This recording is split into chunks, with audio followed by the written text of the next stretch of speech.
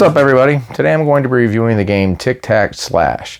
Now, Tic Tac Slash is a card version of the game Tic-Tac-Toe, and ultimately the object is you're going to be trying to get 3 in a row.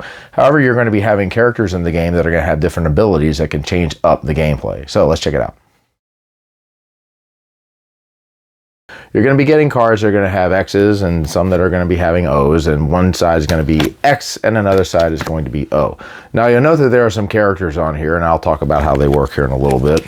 But what you're going to do is you're going to go ahead and deal out the double X card to one person and the single O card to another, and those are going to be the cards you'll start with. And then you're going to go ahead and deal 3 more of these cards out. So everybody's going to start with 3 cards, and you're going to draw back up. So essentially the way it works is player has the X, we'll go ahead and start this, and he's going to be trying to get 3 in a row diagonally, vertically, or horizontally with the X's. The O person is going to be trying to do the same thing. Now, the way you're going to place this card is you're going to place it either over at least one of the corners, and if you ever get into a situation where you have something like this, for example, you can cover at most 3 of these corners over here. What these characters are going to do is these are going to give you actions. Here are the list of actions that each of these characters will do. You have the Ashwoken, which will determine the rotation of your opponent's next card after they've placed it. So if my opponent placed a card here, I could go ahead and determine the rotation and do that. The next will be the Blue Elf. It'll discard a card from your hand, and then I'll remove a card from the board as long as it's not overlapped by another card. So, for example, if my opponent had something like this, I can go ahead and take it off. And this can be very helpful if they end up having 2 X's somewhere or 2 O's.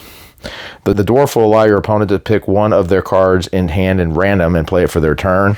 For this option, you'll simply pick a card from your opponent's hand and play it. Fey Folk, which means you can switch symbols with your opponent, so the person is X will now be O.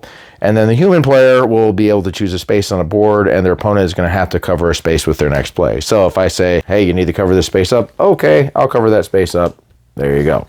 So just to kind of give you a little idea how this works here, let's say it is my turn. I've got this card. I'm going to go ahead and play this card here, and then I'm going to go ahead and draw. It goes to my opponent. My opponent's going to look to see what he has, and let's say he decides he's going to go ahead and play that. So he's got 2 X's showing, so he'll go ahead and draw. Then I'll go ahead and go as well. So let's say I decide I'm going to go ahead and play this. I'm going to go ahead and activate, and it says your opponent must pick one of their cards in hand at random and play it for their turn. So let's say I'm going to go ahead and pick this card. Plays that there.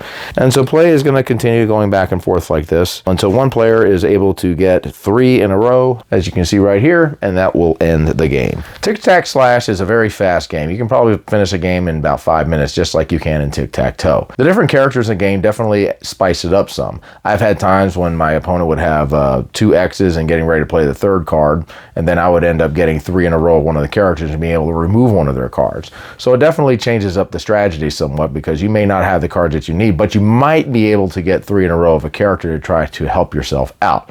It's a unique version of Tic-Tac-Toe, and I like it. It's a very simple game. It's a light filler for sure. It's a game that you can bring with you anywhere. It plays really fast. It's very easy to learn. I don't very often get 3 in a row of the characters because you're typically focusing on the X's and the O's, but they do happen, and when they do, it can affect the game. And it's a fun little version of Tic-Tac-Toe. So I would check it out. All right, guys, that's my review of Tic Tac Slash. We'll see you later. Keep on gaming.